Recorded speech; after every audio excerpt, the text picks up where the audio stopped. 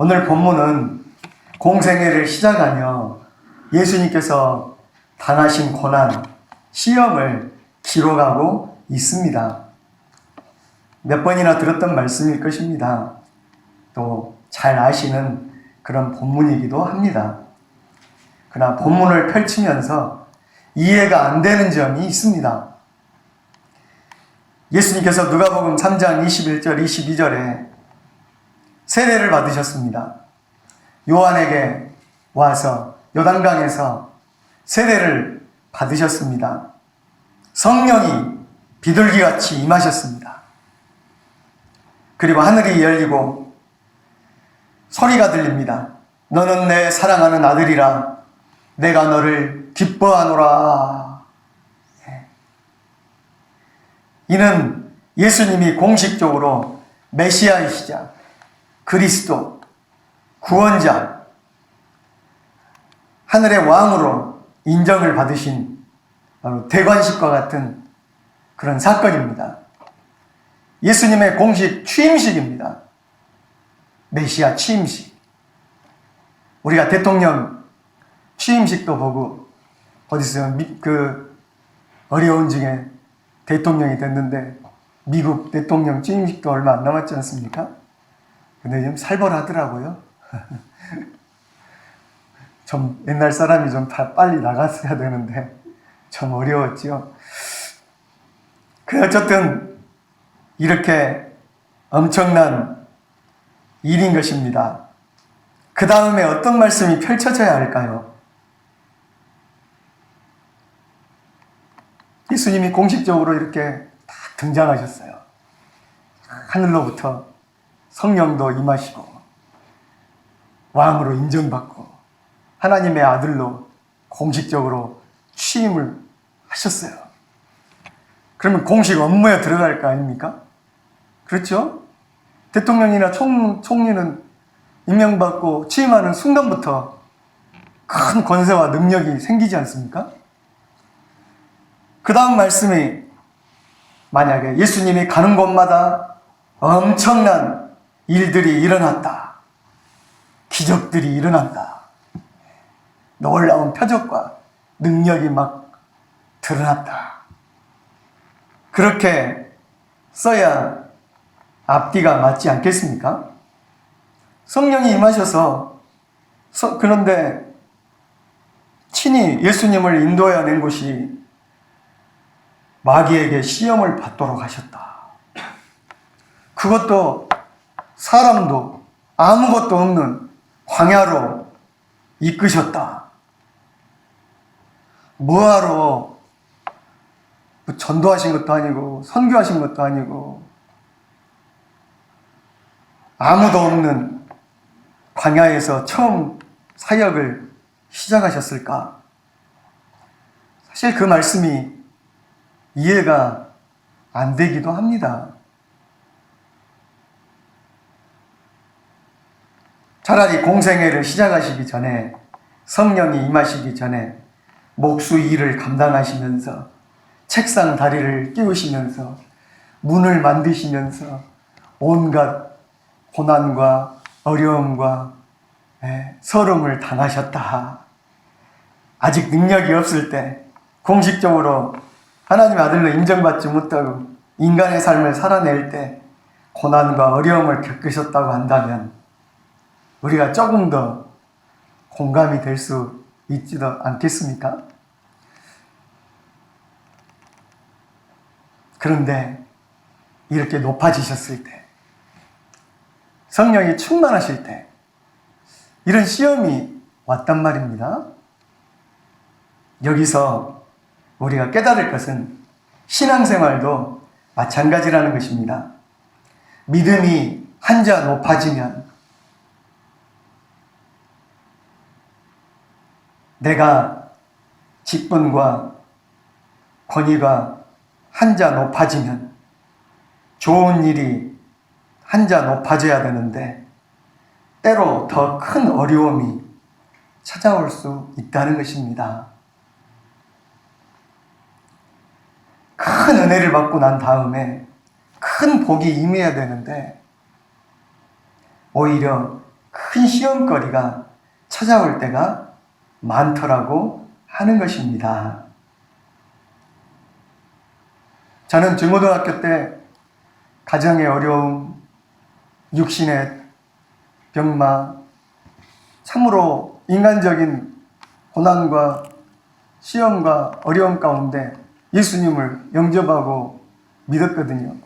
그래서 큰 은혜도 받고 기도원 가서 소위 말하면 성령도 받고 불도 받고 밤은도 받고 무슨 신변 체험도 하고 그랬습니다.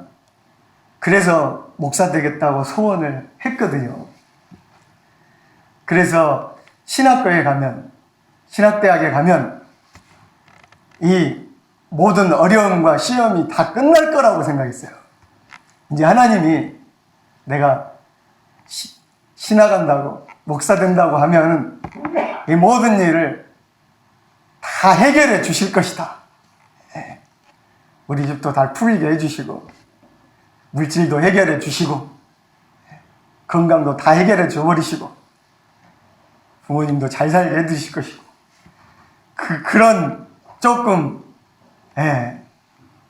이상이 있었어요.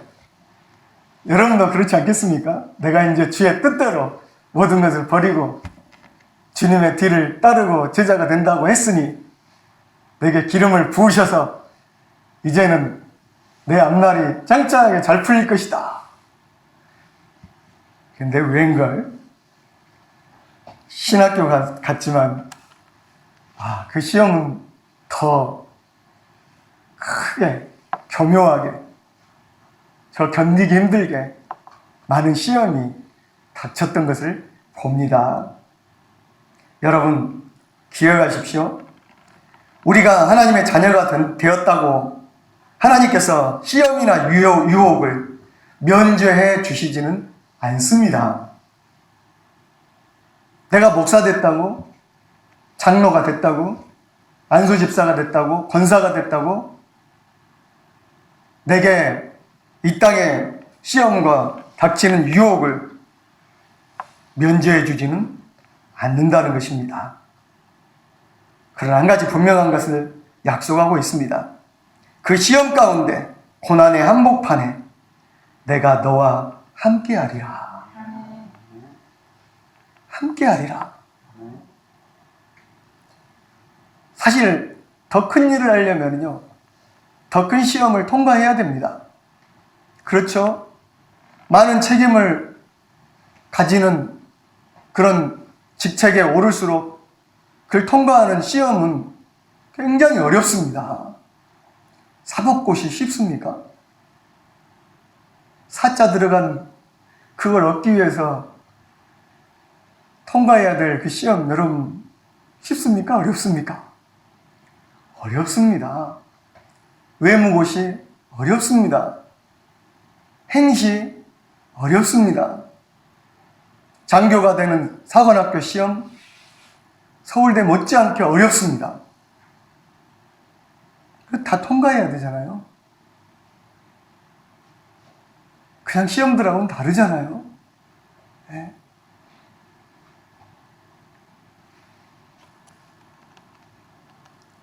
어떤 분이 교훈해 주었습니다. 의롭게 살기를 원하면 고난받는 것도 두려워하지 말라. 바르게 살다가 시련을 당하더라도 놀라지 말라. 사탄은 죽은 사람에게 총을 쏘지는 않는다. 이미 죽었는데 뭘 하고 화를 쏘아야 되고 총을 쏘아야 되겠습니까? 살아있으니까 사단이 죽으라고 총을 쏘아야 되는 것입니다. 의로운 길을 가다가 고난과 시련이 있으면 바로 그 길이 정당한 길임을 믿고 살아라. 이 시험, 고난, 이것은 내 믿음이 성장되는 기회입니다.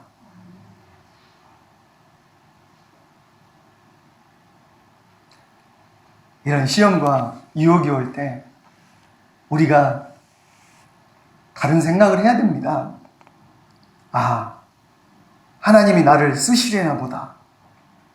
주님께서 나를 다듬어서 나를 통하여 더 크게 역사하시려나 보다. 더 크게 쓰시려나 보다. 그렇게 생각하면 틀림없다는 것입니다. 왜 이런 고난이 내게 오나? 왜 이런 시험이 내게 오나? 아니요. 당연히 이 훈련을 통과해야 더 큰 일꾼으로, 더 큰 믿음의 사람으로 설 수 있기 때문에 이 시험이 온다는 것입니다. 성경의 위대한 인물들을 보십시오. 여러분, 시험 없이, 시련 없이, 광야의 생활이 없이 훌륭하게 된 사람 있습니까? 아브라함만 보더라도, 그죠? 야곱만 보더라도, 요셉만 보더라도, 모세만 하더라도 광야의 시험을 겪은 사람들입니다. 그보다 더 불같은 시험, 다니엘은 불 가운데 살아난, 사자불 가운데 살아난 사람 아닙니까?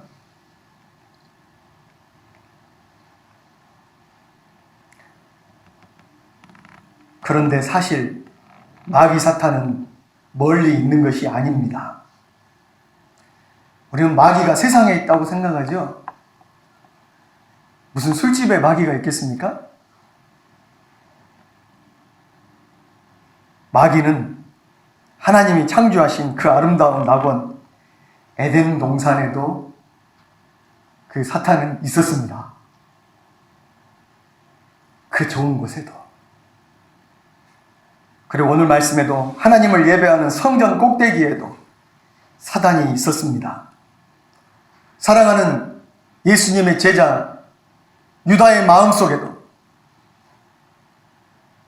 예수님의 수제자 베드로의 마음속에도 사단이 들어가 앉아 있었던 적이 있습니다. 사탄은 안 믿는 사람이 아니라, 무덤가에 사는 게 아니라 항상 그리스도인의 삶에 바짝 붙어 다니며 순간순간 우리를 넘어뜨리기 위해 유혹한다는 것입니다. 그렇게 치면 목사 옆에 사탄이 제일 많이 역사할 수도 있습니다, 여러분. 예. 잘 믿는다고 하는 사람들 옆에, 우리 교회에도 이 순간에도 사탄은 우리의 생각과 우리의 마음과 우리의 몸을 시험하고 유혹하고 있다는 것입니다. 멀리 있지 않습니다.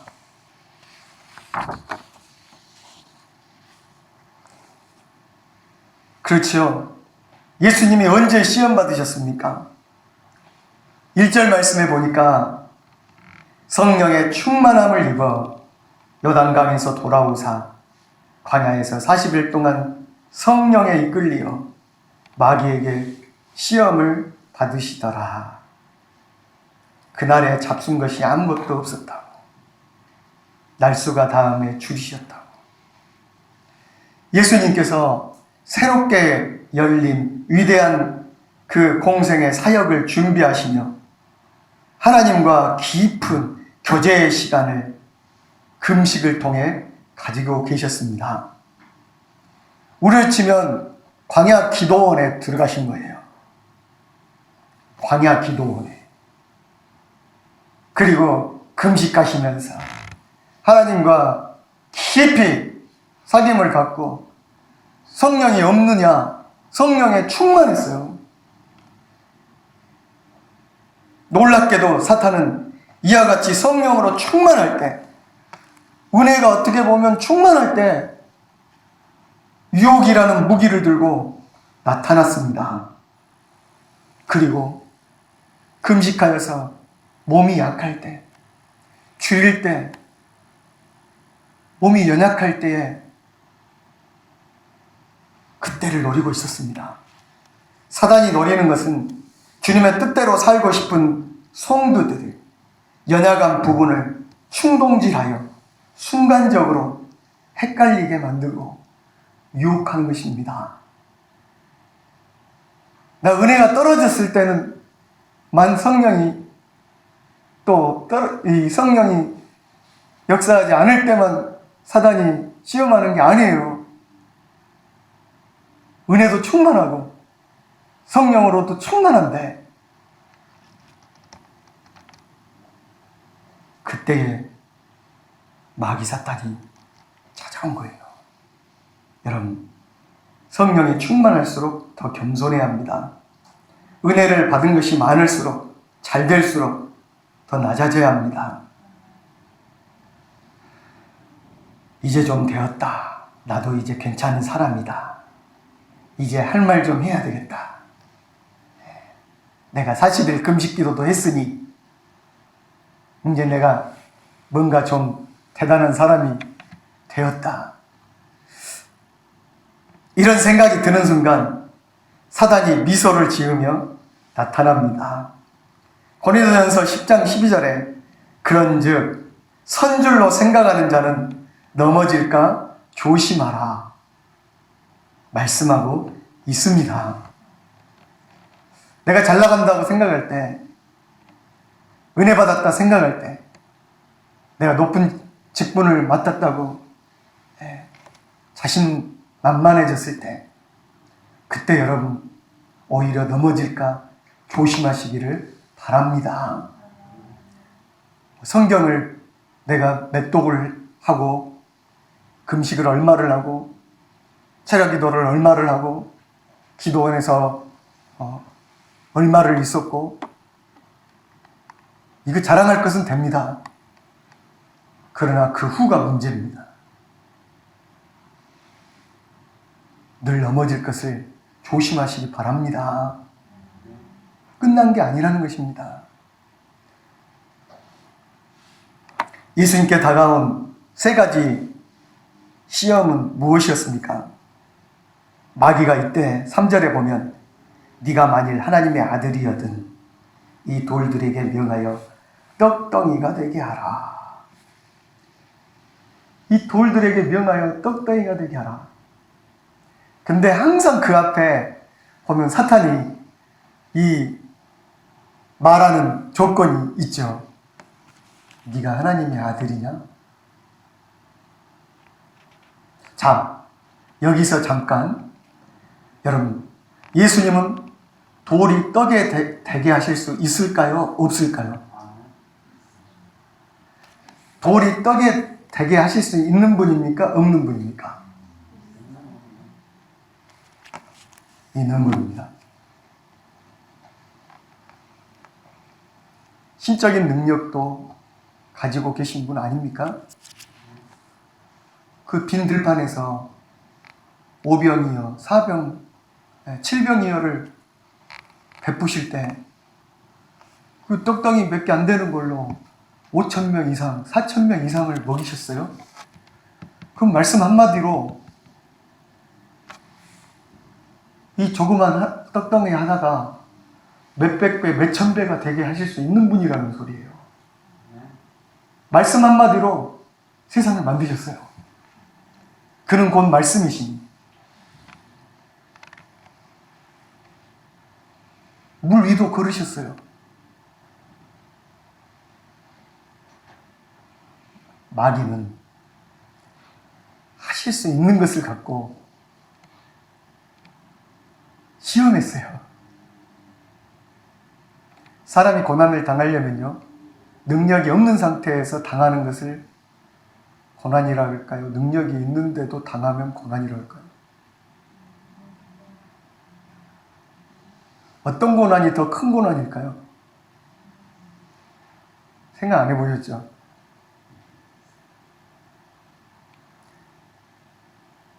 예수님이 밥 안 먹으면 배가 고프실까요? 안 고프실까요? 그래서 이 시험은요, 참 신이시자 참 인간이신 예수님이신데 이 땅에서 참 인간으로서 고난을 당하고 계십니다. 우리와 같은 인간이 돼야 이 고난이 참 고난인 것입니다. 근데 능력을 가지신 분입니다. 그러니까 네가 하나님의 아들이거든 계속 그렇게 말하는 것입니다. 그러나 예수님은 인간으로서 고난당하고 계십니다. 우리와 똑같이 배고픔을 당하고 찌르면 아프고 때리면 피나는 슬프면 눈물 나는 인간으로서 당하는 고난이죠. 사람이 먹지 못하면 배가 고프고 잠을 자지 못하면 피곤합니다. 하나님을 정말 사랑하지만 먹는 것만 나오면 약해지는 것이 사람의 본능입니다. 목사지만 안 먹으면 여러분 힘듭니다. 그죠? 네. 이거 믿음으로 이길 수 있는 그런 문제가 아니에요. 사람 본능의 문제예요. TV에 아프리카 그 아이들이나 북한 동포들 그들의 간증을 들어보면 먹지 못한다는 것이 얼마나 큰 고통인지 큰 아픔인지를 우리는 알 수 있습니다. 먹는 유혹을 견디지 못하는 사람들이 즐겨 사용하는 말이 무엇입니까? 오늘까지는 먹고 내일부터 다이어트하고 살 빼야지. 오늘 저녁까지는 먹자. 내일부터. 근데 그 내일이 맨날 길어져. 그러다 보니까 영원히 살이 안 빠지는 거죠. 돌들로 명하여 떡덩이가 되게 하라. 이 유혹은 먹고 사는 문제의 유혹입니다. 본능의 문제이자 물질적인 유혹입니다. 네가 하나님의 아들이냐? 웃기지 마라. 너도 먹고 살아야지. 너도 먹고 살아야지. 하나님의 아들이 밥 먹여주냐?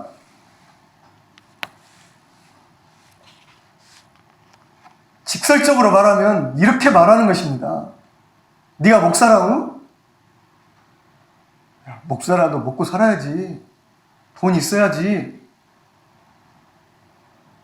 하나님 밥 먹여주냐? 이런 유혹입니다. 뭔지 느낌이 오시죠? 예. 우리 대부분 부모 세대는 어린 시절에 가난이 무엇인지를 뼈저리게 느꼈습니다. 물론 저는 어려운 가운데서 굶고 산 적은 없는 것 같습니다. 다행히. 그러나 버릿고개를 넘겨보고 다시는 그런 지독한 가난의 삶을 살고 싶지 않을 뿐더러 우리의 자녀들에게도 그런 가난은 물려주고 싶지 않아서 우리의 부모님들은 정말 뼈 빠지게 일하고 살았습니다. 그렇지 않습니까? 우리 베이비 부모들 참 고생하고 살았지 않습니까? 사단은 이런 마음을 잘 압니다. 그래서 예전보다 부유해졌음에도 서로 비교하게 만들고 우리가 얼마나 부유해졌습니까, 여러분?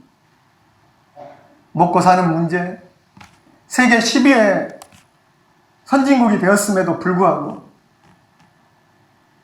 우리는 상대적 박탈감, 조금만 다른 사람보다 물질이 부족하다 싶으면 우울하게 만들고 분노와 질투를 일으키게 합니다.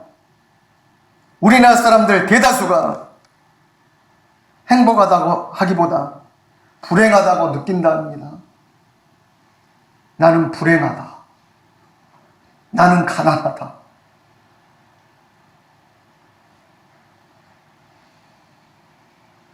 다른 하루에 한 끼도 제대로 못 먹거나 일주일에 몇 끼밖에 못 먹는 지금 사람들이 수십억인데 그게 비교하면 우리는 너무 잘 먹죠. 너무 잘 살죠. 그럼에도 불구하고 우리는 저기 방글라데시나 인도나 티벳이나 부탄 사람들보다 불행하다고 느낀다는 거죠. 옛날에는 1억만 있으면 잘 살겠다. 요즘에는 10억만 있으면 잘 살겠다. 아니, 이제 10억 갖고도 안 되겠다. 몇십억은 있어야 아파트 사니까. 이거 정말 욕심이 끝이 없지 않습니까? 예. 이때 시선을 하나님께 고정시켜야 합니다. 사단아 물러가라! 지금까지 주님이 함께 하신 인생으로 살아왔고 앞으로도 주님이 책임지는 인생으로 살아갈 것이다. 나는 주님만으로 만족한다. 주기도문에 말씀하신 게 뭡니까? 일용할 양식을 주옵시고. 내일 양식이 아니잖아요. 10년치 양식 아니잖아요. 다른 사람보다 더 잘 먹게 해주시고 아니잖아요. 일용할 양식을 주옵시고. 광야에서 마치 하루하루 만나가 내리듯이 그것으로 하루치로 만족하게 하셨듯이 냉장고 없었어요. 광야에서는 창고도 만들지 못하겠어요. 하루 지나면 만나가 썩었어요. 냄새나서 못 먹어 버려야 했어요. 그날 하루하루 먹게 했어요. 거기에서 일용할 양식을 주옵시고가 나온 거예요. 광야에서 돌들이 떡이 되게 하라.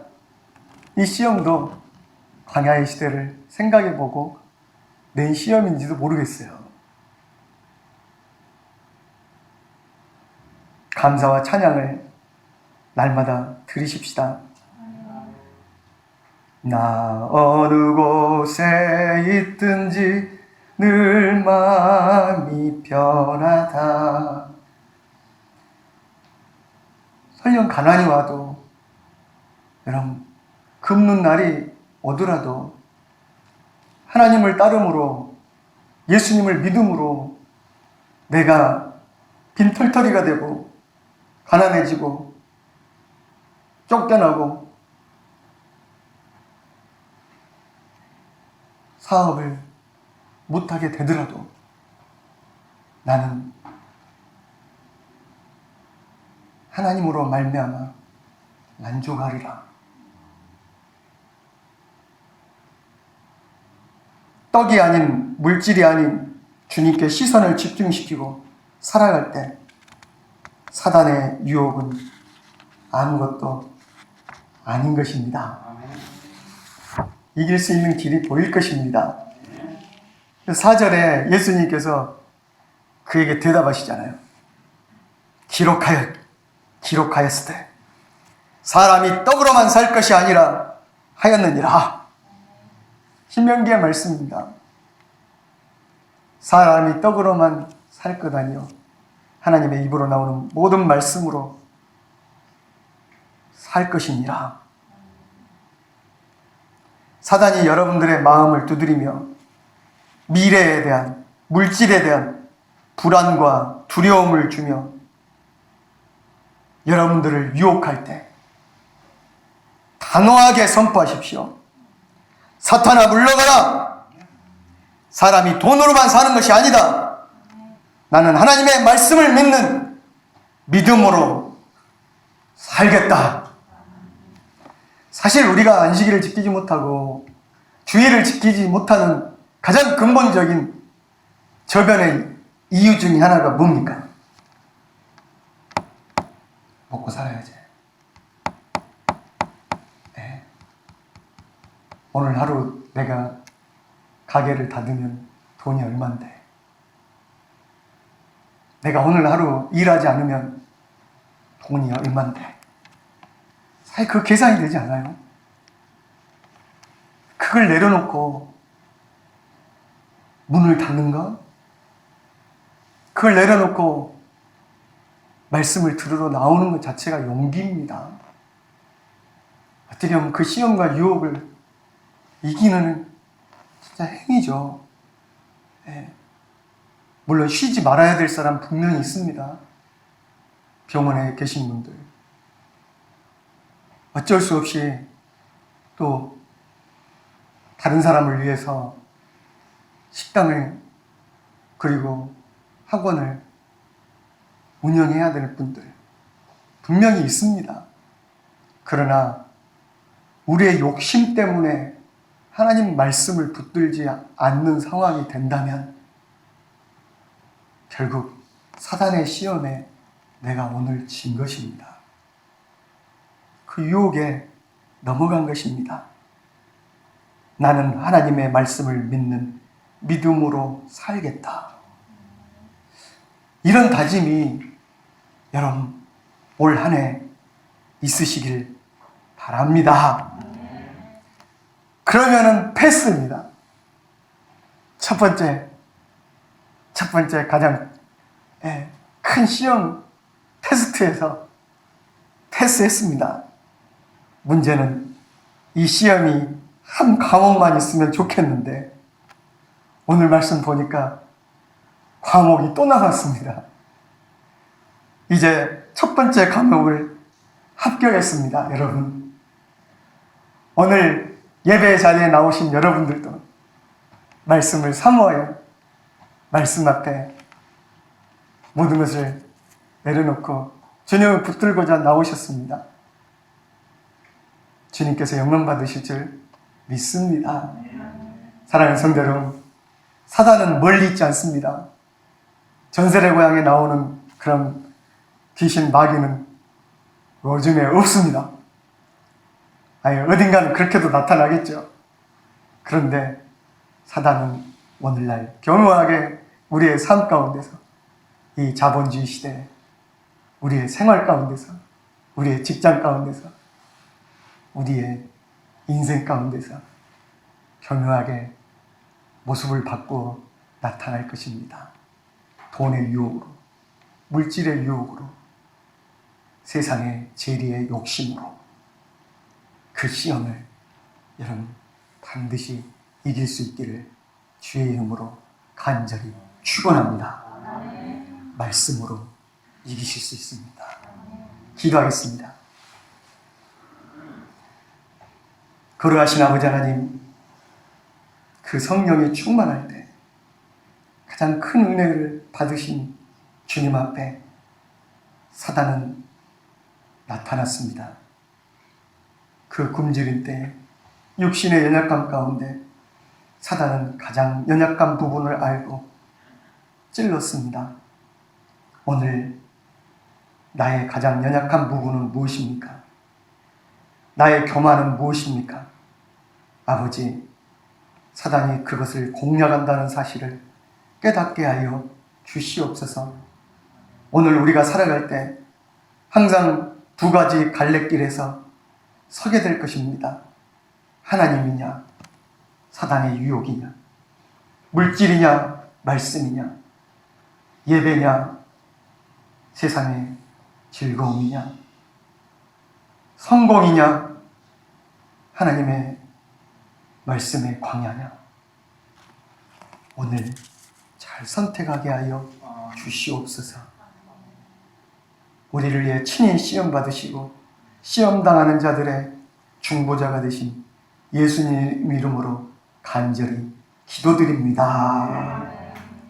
아멘.